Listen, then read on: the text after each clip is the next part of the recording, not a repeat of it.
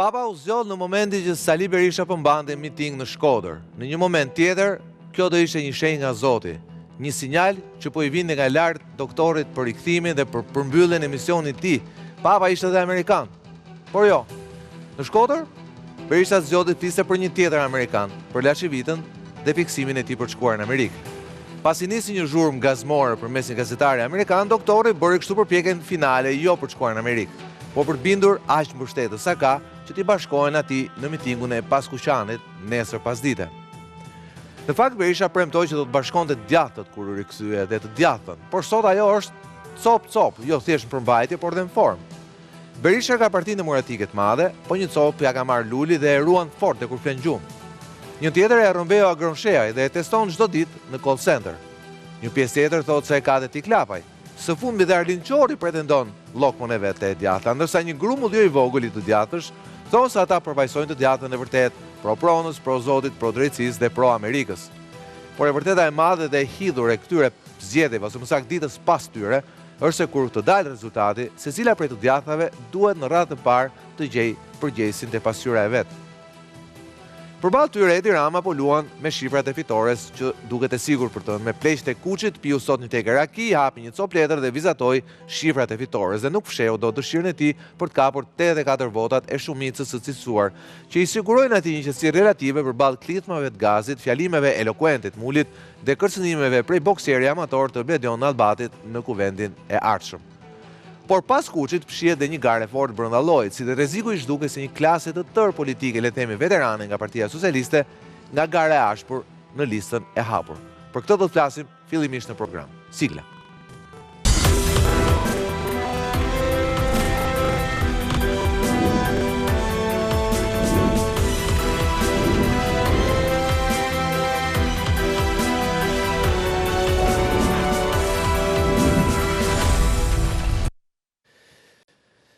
Mirëmbrëma dhe mirë se vini në Riostori. Me mua në pjesën e parë të programit është deputetja socialiste Blerina Gjylameti. Mirëmbrëma Blerina, faleminderit kënaqësi që të kem në studio sot. Edhe emrin ta thash gabim nga stresi. Mirëmbrëma, faleminderit për ftesën. Faleminderit që me mua sot. Përballë teje është, po jo tamam përballë, se sot jem fushat, kështu që është dita e fundit. Po kritik si gjithmonë është Roland Lami dhe Arben Meçi. Mirëmbrëma të dyve. Mirëmbrëma. Zotja Gjylameti, sot Rama lexoi memorandum në Kuçit, ishte shumë i qetë në fitoren e Partisë Socialiste. Në llogarinë e tij larg, pra më të mirën, ai tha që marrim 20 mandate në Tiranë. E shihni ju realiste këtë? E kam thënë që në krye të herës që ne synojmë 20 mandate për Tiranën, mendoj që është objektiv goxha ambicioz, por në anën tjetër mund të arrihet. Dhe nga ajo që kam në takimet në terren dhe nga diskutimet që kemi me njerëzit, me qytetarët, besoj që do t'ja dalim. Për 20 mandate janë shumë, a? Janë goxha dhe është përgjegjësi shumë e madhe. Unë mendoj që nga 18 mandate 2021-shit në 20 mandate 2025-s nuk janë thjesht mbështetje, por është një përgjegjësi shumë e madhe. Shumë komentatorë që flasim thonë që kjo situatë kur pas 12 viteve në pushtet ju rritenin sondazhe, e kemi edhe tabelën e sondazhit që ne publikuam ditën e hënë, ku Partia Socialiste në Tiranë mund të shkojë deri në 53.2%, pra është një rritje goxha e madhe krahasuar me ato 4 viteve më parë, ka vetëm një logjikë matematike, që ata që keni përballë, dhe për këtë do flasim pjesën e dytë, jo me ju, me ata, janë cop, edhe nga pikpamja e përmbajtjes, po edhe nga pikpamja e formës. Pra është një llogari matematike që coptimi tyre ju ndihmon edhe juve. Do t'isha naive të thosha që fakti që janë të ndarë në shumë pjesëza, nuk na ndihmon në atë çfarë jemi ne. Por nga ana tjetër besoj që më shumë se çfarë janë ata, ne duhet të shikojmë çfarë jemi ne. Mendoj nga fakti i ndryshimeve të mëdha që kanë ndodhur në Tiranë dhe i transformimit rrjedhor të Tiranës, tregon që pikërisht ne kur shkojmë te qytetarë shkojmë me një llogaridhënie dhe votohesh pikërisht për çfarë ke bër dhe vot besohesh për çfarë do të bësh. Kuptohet që prap do t'isha naive të thosha që ja kemi dalë në çdo gjë, se realisht ka shumë element apo edhe shumë kërkesa apo pritshmëri që do duhen të përmbushen, që duhet të ishin përmbushur edhe më parë, por njerëzit kupton një gjë, të paktën nga diskutimet, që presin me padurim të realizosh atë që ke premtuar dhe po aq të kuptojnë kur vendimarrjet e tua nuk janë të lidhura me mungesën e dëshirës apo vullnetit për të bërë më të mirë, po që lidhe me situatat të tjera. Dhe përsa i përket mandatit të fundit, unë mendoj, këtë mandat të tretë që ne kemi patur, mendoj që qoftë pasojat e tërmetit, qoftë pasojat e Covidit, kanë vonuar në përmbushjen e atyre që ne kishim marrë si angazhime, po qytetarët e kanë kuptuar që kur ke situatat caktuara, pritshmëria e tyre do duhet të presi dhe prioritetet do duhet të ndryshojnë. Dhe këtë gjë e kam kuptuar. Unë vi nga një zonë si njësia 4, që është një nga zonat, aty jam drejtuese politike, është një nga zonat që ka patur goditet më të mëdha të tërmetit. Dhe atje e kupton realisht se kur nuk e arritur të realizosh atë projektin infrastrukturor të një lagje, si thonë ata, apo çfarë thonë, dhe se si ke arritur të ndryshosh prioritetet duke ndërtuar një nga lagjet më të mira për të atyre që u dëmtuar nga tërmeti. Dhe është ky paradoks ndërmjet të priturit dhe të përmbushurit atyre që janë prioritetet më të mëdha se sa të parat. Dhe këtë e shikoj, por ndërkohë në anën tjetër ka edhe një element që për mua është i rëndësishëm, kuptojnë që është proces, kuptojnë që Partia Socialiste gjithmonë ka qenë në anën e duhur të vendimarrjes dhe po aq ka bërë çfarë ka qenë e mundur. Edhe pse janë disa prioritete që në këtë mandat do duhet të jenë, themi, ABC-ja e parë, çdo gjë që duhet realizojmë ne, dhe për këtë gjë do duhet të jenë përmbushja ose mbështetja me buxhete për ato që janë politika sociale. Për mua shumë e rëndësishme sot flasim për ato që janë politika sociale. Do flasim për këtë. Ju e thatë me drejtë që Tirana ka ndryshuar, jashtëzakonisht bile dhe në këtë zonë që ne jemi, pra në zonën e kinostudios, siç njihet, ku është dhe kompleksi i disa televizioneve, pra që quhet dikur zonë periferike, ne shohim për ditë, për shkak se vim për ditë në punë, ne shohim për ditë huaj. Pra le temi imazhi i Tiranës ka shkuar përtej qendrës saj historike. Sigurisht që lidhet me shndërrimin e kryeqytetit në kryeqytetet e turizmit të Shqipërisë, pavarësisht se ne kemi perla kudo në gjithë vendin. Që ka qenë dhe fokusi i kryetarët të Bashkisë Eromëlia. Ju përmendët Covidin, përmendën tërmetin, por keni edhe një tërmet tjetër apo ato temi faktis që nga shkurti e këtej Tirana u trondit për shkak të asaj që i ndodhi zotit Veliaj. A ndihet kjo në komunikimin që ju keni në bazë me njerëzit? Pra, si reagojnë njerëzit ndaj asaj që ndodhi? Le të themi cili është efekti? A ka një efekt Veliaj në... Patjetër që ka, unë nuk mendoj që nuk ka efekt kur një prej aktorëve kryesor politik të mungoj, nuk mendoj që nuk ka, por ndërkohë Partia Socialiste gjithmonë ka qenë ekip. Nëse ka një element që ka qenë në thelbin e funksionimit të saj, ka qenë të qenit ekip. Ekip me një larmishmëri shumë të madhe dhe me profile shumë të ndryshme dhe po aq përfaqësi të grupimeve të ndryshme, gjë që e bëjnë që edhe ato boshllëqe që janë krijuar të mundohemi t'i plotësojmë dhe për të arritur që të marrim ose të realizojmë ato që janë objektivat tanë. Por nga ana tjetër ka edhe diçka që lidhet edhe me faktin që puna që zoti Veliaj ka bërë dhe gjithë ekipi i Bashkisë me mbështetjen e qeverisë Rama është një punë që është konkrete, sepse e tha e fare mirë Sokol, faktin që ne jemi këtu, jemi shumë pak metra nga një nga rrethrrotullimet që kalojmë në një nga investimet kryesore strategjike që është Unaza e Madhe. Po që këtu kalojmë tek projekti i ri apo atij projekti që flitet për Tiranën e të nesërmes, që është Tirana policentrike. Pra ne jemi në Kinostudio, Kinostudio është një nga qendrat e reja të Tiranës, të kryeqytetit që ka një zhvillim me një dinamizëm shumë të madh. Dhe po aq që jemi pikërisht fola për Pesmajin, ku është një nga lagjet më të mira, e cila lindi nga një fatkeqësi, por ndërkohë është kthyer në një mundësi shumë të mirë jetese me të gjitha standardet që duhet të kenë qytetarët. E po vijova kështu ka punë tjera, në një sin 4 ku jemi ne, po në gjithë Tiranën, qerdhet, kopshet, shkollat, jo vetëm kanë kaluar rekonstruksion, po janë ndërtuar dhe treja. Dhe qytetarët shikojnë shërbimin në fund, atë që ka ndryshuar. Ne flasim për Tiranën sot që ka ndryshuar, ka shumë turist, flasim për një Tiranë që nëse ishte çdo gjë zhvillohej rreth qendrës, ne sot Tirana, ja jemi këtu, dikur ishte periferia, sot është një tjetër rrugë kalimi për një tjetër investim shumë të madh, siç është pjesa e rrugës Arbrit për kaluar në Dibër. Dhe njësia 4 që mendohet si periferike... pastaj bëhet duket si lagja tjetër e Tiranës. Eksakt. Po ndërkohë, e them dhe këtë, tash qytetarët ka dhe çka, pritshmëritë tona kanë ndryshuar dhe Unë mendoj që sfida nuk është me ata që kemi përballë, sfidën e më të madhe kemi me veten. Do duhet të jesh shumë më mirë nga ç'ke qenë një mandat më parë, çfarë ke qenë para 3 mandateve. Sidomos para 3 mandateve. Është një sfidë shumë e madhe kjo, sepse pritshmëritë kanë ndryshuar. Se duhet që jeni edhe pak me fat në këtë aspekt, sepse ti ishit qeveria më e mirë në botë pas 3 mandateve. Mendoj që patjetër që po, dhe unë kam qenë nga ato që kam qenë shumë konsistente në të thënit. Nëse do kishim patur një opozitë më të mirë, edhe qeverisja do kishte qenë shumë e mirë. Gjithmonë duhet funksionoj që shoqëria duhet jetë e përfaqësuar denjësisht në parlament, po kudo, nga të gjithë palët dhe aktorët. Mungesa e një opozite të fortë ka bërë që dhe ne mos ishim në atë nivel që do duhet ishim. E ndërkohë, e të mos ishim dhe me atë shpejtësi që duhet ishim. Por nga ana tjetër, e thash, pritshmëria ka ndryshuar. Nëse dikur në 104, unë jam një deputete që jam kthyer për herë të dytë atje, dikur diskutimi apo halli më i madh që kishim ishin për mbytyjet e bregut Lumit. Sot nuk flet njëri për bregun e Lumit. Sot flet a do të jetë bregu i Lumit apo Lumi i Tiranës me standardet që ka Lana, pra me gjelbrimin, me shëtitoren, me pistat e biçikletës, a do të jetë Denjësia 4 me standardet që janë lagjet e tjera të Tiranës, pra pritshmëria është komplet e ndryshme. Që ajo është dhe sfida jonë. Temi policentrik siç është Tirana, ka nevojë edhe për shumë spitale. Si shka nevojë edhe për shumë shkolla. Se gjithë janë 1 milion Tiranës që dyndën se herë kanë atë gjithë, ote që sautoja, ose të trauma të spitali ushtrak. Mendoj që kjo është një gjë që temi, besoj që qytetarët ju a kanë ngritur si shqetësim. Nëse mund të shtoj dhe një fjali, se po marrë gjithë kohën unë. Pa juaj është kohë. Patjetër që... Sot është dita juaj, po.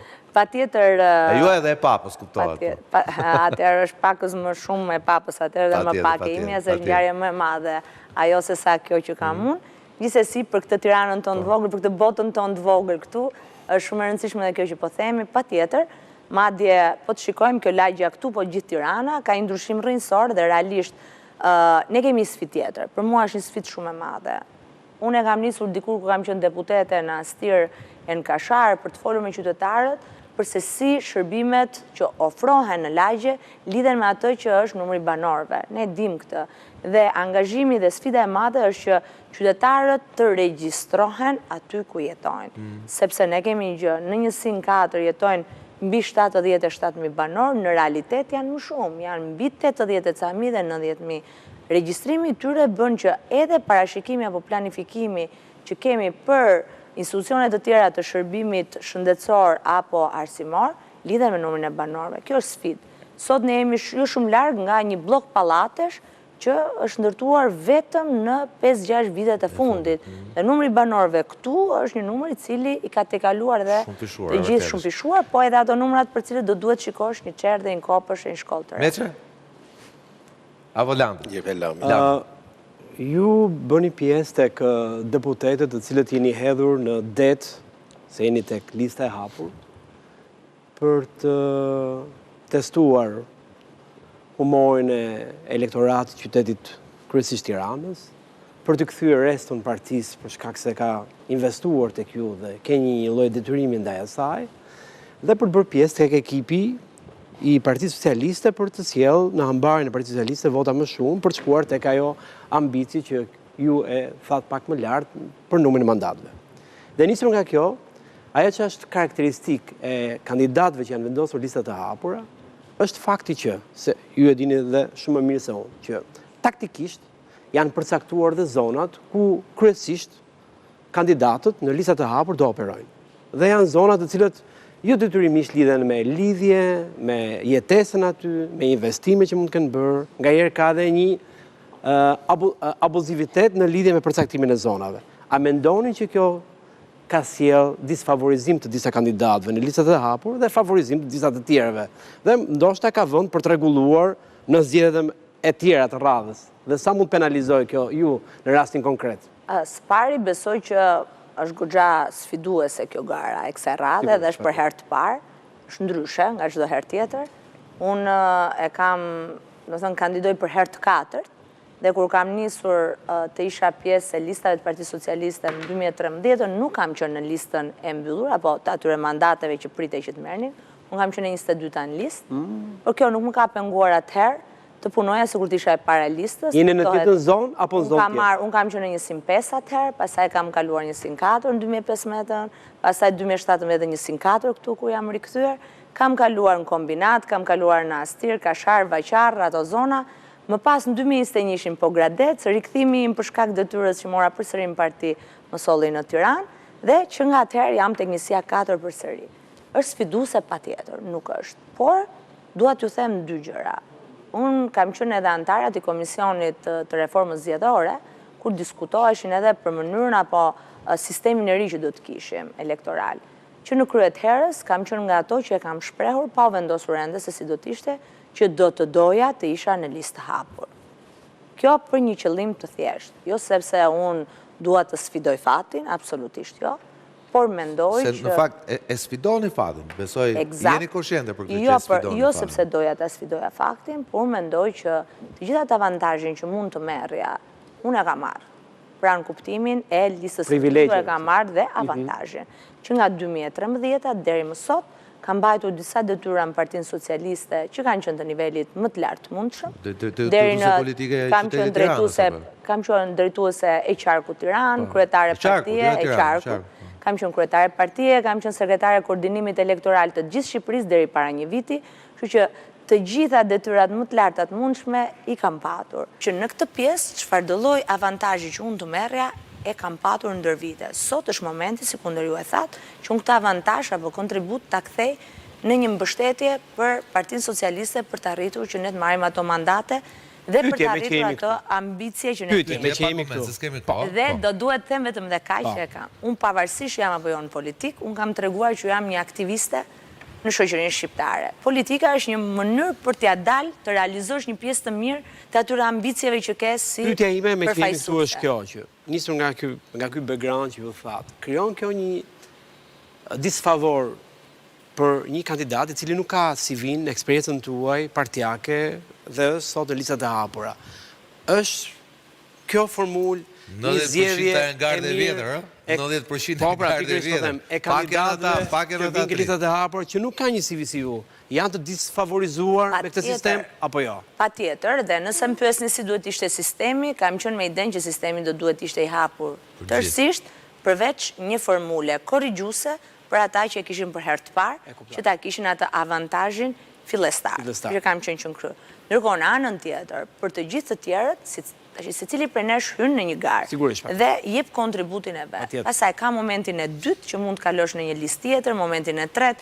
Unë e thash, unë Partinë Socialiste kam hyrë shumë herë, nuk kam hyrë në listë, po kam qenë që vëzhguese në komision, antare komisioni, kam qenë numëruese, kam qenë antare ZAZ. Në 2011 kam qenë antare ZAZ në Vasil Shanto ku numëroheshin. Nuk kam patur asnjë lloj hezitimi për t'u angazhuar dhe besoj kushdo që është një heroike e 10 votave. Një njeri që do të angazhohet në politik, si favorin, si disfavorin duhet ta shikoj si pjesë të asaj që është angazhimi. Dhe një element tjetër, unë jam caktuar drejtuese në njësi që nuk është e lehtë, nuk ka qenë kur bastionit Majtës, njësia 4 është bastion i të djathës, nuk mendoj që është e thjeshtë absolutisht se paralelisht me objektivat elektoral që ne kemi në njësi, unë kam dhe objektivin për të arritur në gjithë qarkun, por ndërkohë në anën tjetër, besoj që te kam avantazhin dhe disavantazhin, pra zona dhe emri apo detyrat, po kaq besoj që pjesa më e madhe jona, sidomos garda e vjetra apo ata që janë senatorët apo edhe tjerë të rinj, do duhet kenë në objektivin e tyre kryesor realizimin e mandateve për Tiranën. Kjo është e para. Për sa kohë jemi pjesë e kësaj skuadrës. Megjithatë duhet të thonë që në rastin temi më të mirë, edhe sipas memorandumit të ri të Kuçit, nga lista ju e hapur mund dalin 8 veta, maksimumi. Unë mendoj që është pak egzageruar, por më realist është 19-a, 18-a për mua nuk do ishte fitore, sepse keni pas 18. Po 19-a ka dhe një gjë, Sokol, që duhet të thënë, për shkak të rënies, për shkak të shtuar, eksaktësisht, për shkak të rënies numrit të banorëve në Korçë që është shtuar në Tiranë, neve 19-ën e kemi, si me thënë, duhet të jetë një objektiv më realist. Po në 2021-shin 18 kishim më shumë, jo, ishte me një avantazh mbi 25.000 vota, por për shkak të mënyrës se si ndahen mandatet, ishte pothuajse pamundur, do të them për pak s'kemi marrë të 19. Dhe ideja është për shkak të një gjëje tjetër, që zoti Rama në listën e mbyllur ka futur shumë zonja dhe zonjusha. Edhe sikur të jenë 20 mandate që ju merrni, pra 8 nga lista e hapur, 2 deri në 3 zonja dalin? Dalin Atëherë, ne kemi bërë një amendim zonjat në parlament kur ndryshua kodi, bëm që 30% të ishte i respektueshëm dhe në listën e hapur, që do të thotë, me atë që ne synojmë sot, 2 gra, 2 zonja dalin, si deputete, duke marrë parasysh faktin që gjithmonë të burrat marrin gjithmonë vota më shumë se sa gratë, po ta shikosh historikisht në 2 mandate, pra qoftë në pjesën e herës parë preferenciale, po edhe përgjithsisht, politika ende mbetet domeni burrave. Kështu që në këtë gjë mendoj që... Përsa ko votojnë më shumë burrat? Jo, nuk është kështu, jo, aty është, nuk ka ndonjë diferencë shumë madhe. 960 me sa di unë.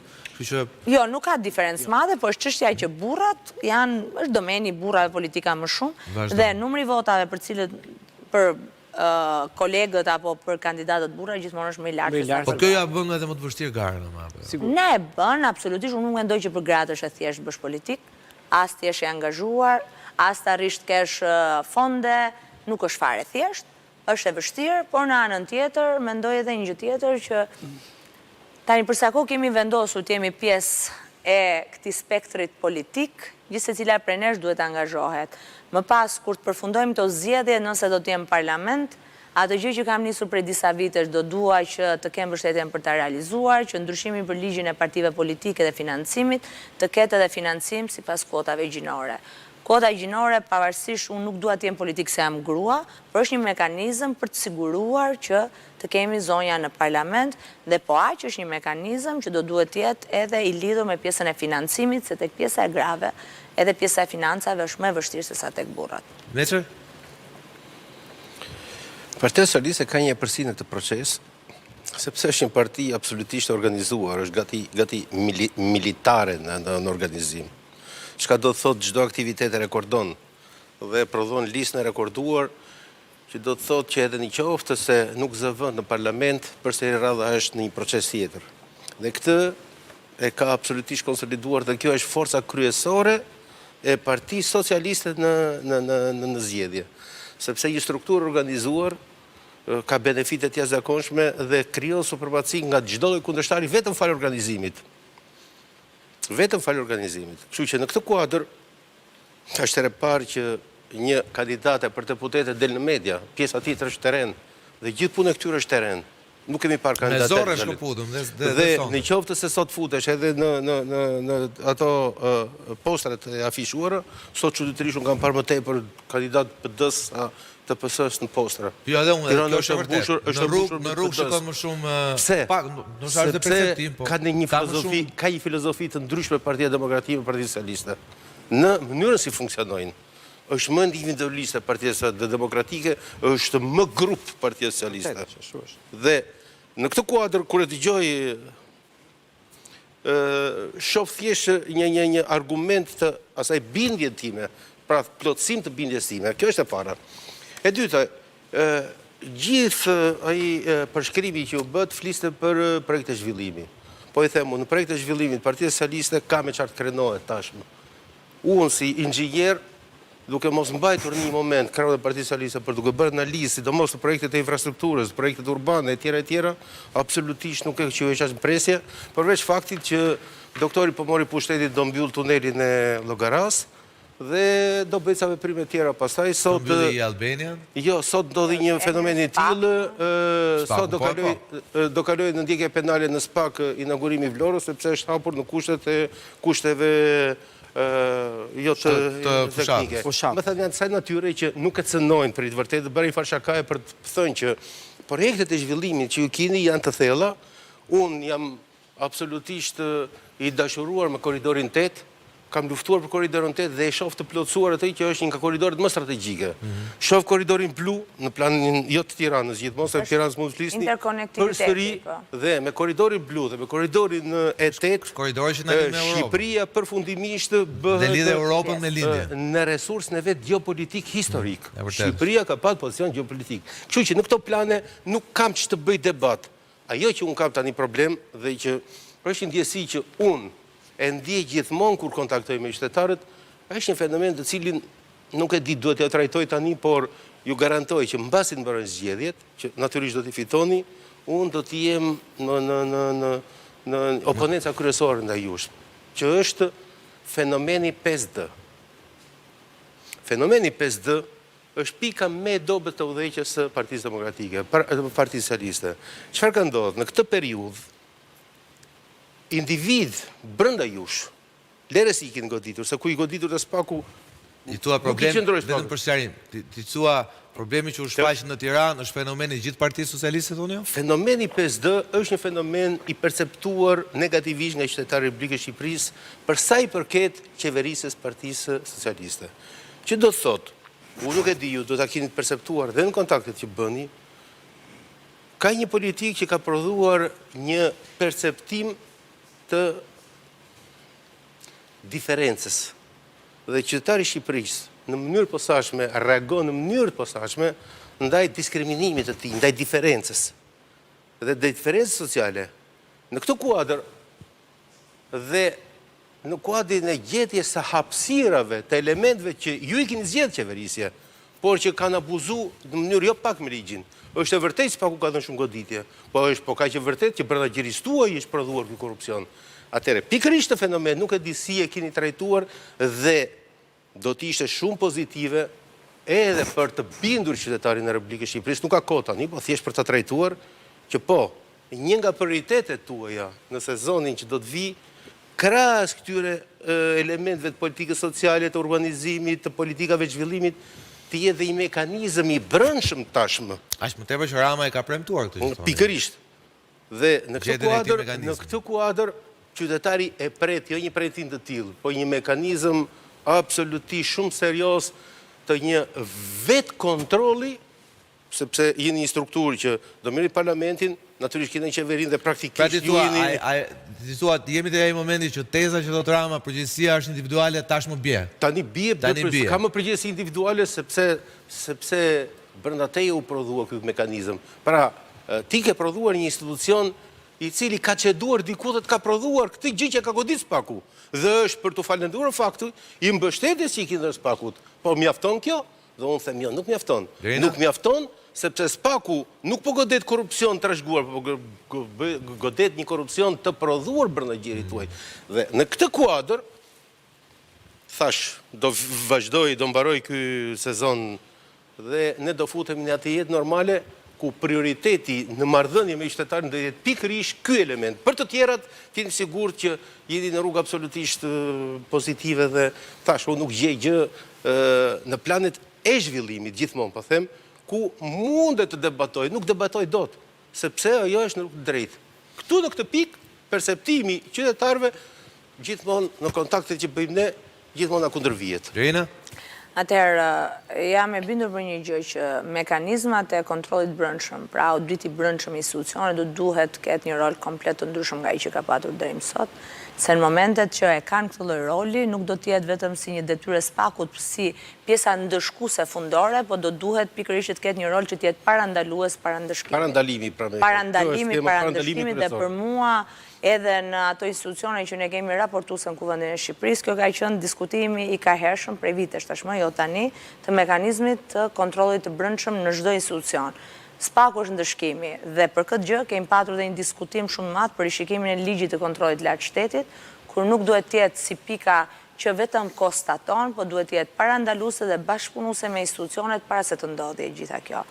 Unë kam qenë dhe duke qenë se kanë qenë gjitha mbledhjet publike, ky qëndrimi im ka qenë prej kohësh, jo tani, pikërisht për këtë arsye. Ndërkohë në anën tjetër besoj që qytetarët shikojnë dhe këtë elementin tjetër. Nëse dikur institucionet e drejtësisë kishin atë damkën politik, pra ndikimit politik, sot e shikojnë që janë të mbështetura nga politika për të qenë të pavarur. Pavarësisht se si ndihemi goditjeve që marrim dhe të gjithë efektit negativ që ka. Për mua, institucionet e drejtësisë do duhet jenë pavarura, ndryshe nuk kemi asnjë lloj parakushti për të zhvilluar vendin. Dhe kjo lidhet me çdo lloj sektori, nuk lidhet vetëm me pjesën e sektorit publik, por edhe sektorit privat. Nëse s'ke një drejtësi të pavarur që të krijon kushtet që çdo lloj dhe përplasje ndërmjet aktorëve të ndryshëm privat nuk e zgjidhin dot çështjen me një drejtësi të pavarur, prap nuk zhvillohet dot.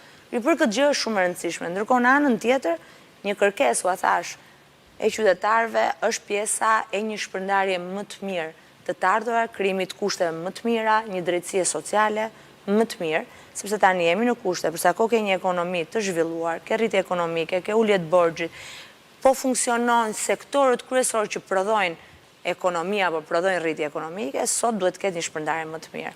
Dhe për mua, për te investimeve, unë e shikoj në tjetër aspekt, kushtet që ekonomia të zhvillohet, biznesi të zhvillohet, tashmë janë të krijuar. Kur fillon ke ardhin në të ardhura, duhet të shpërndash pak më mirë tek njerëzit. Për kraje sociale, pensione, për mua, prandaj tash politika sociale. Sot ne kemi krijuar kushtet që të kemi rritje ekonomike. Tani duhet parë sa nga kjo pjesë e rritjes ekonomike përfitojnë të gjitha ato grupe sociale që janë më të pamundura, sepse është e vërtet që duhet një rrugë. Por ndërkohë duhet të shikojmë këta njerëzit si jetojnë, kështu që për këtë gjë në program i kemi të vendosura, por duhet në tjera kushte të mbështesin politikat sociale. Qofte pjesa e familjeve të reja dhe është shumë e rëndësishme, ne kemi ullje të lindshmërisë dhe do duhet të adresojmë të problem, pra qoftë me pjesën për të patur mundësinë e një strese për çiftet e reja, qoftë në pjesën e mbështetjes me të ardhura për gjithë nënat që duan të kenë një fëmijë, jo vetëm me bonusit, qoftë në pjesën e atyre nënave të cilët kanë fëmijët